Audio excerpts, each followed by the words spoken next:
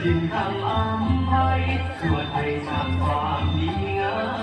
มส่วนญาติพี่น้องเพื่อนพ้องประมุขเขต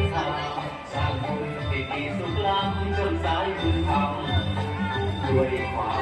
มพยายาม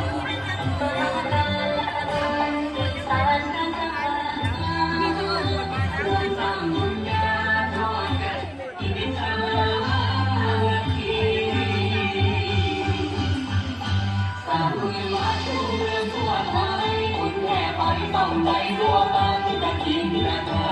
นเกิดบ้านจริงใจสุขี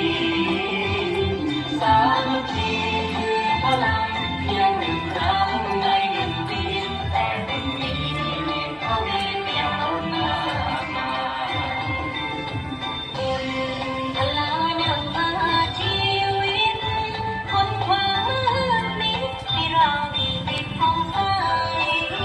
ทอดผ้ากฐินทอดสายทางให้ยาวนานไกลกฐินทุกวัดทั่วไทยลมหายใจ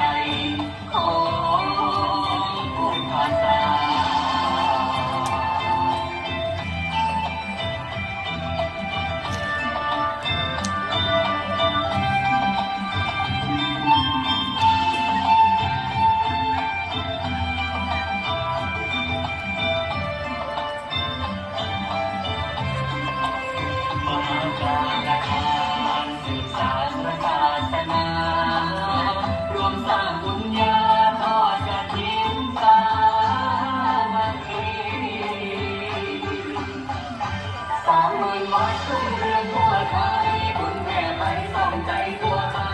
กินนาคา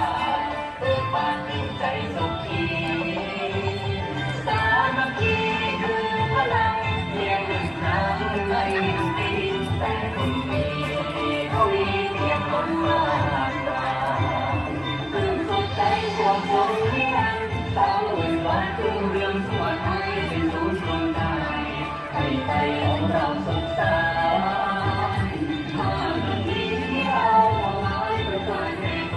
ต์อีกแสนล้านทำมาสื่อสารพาพันธี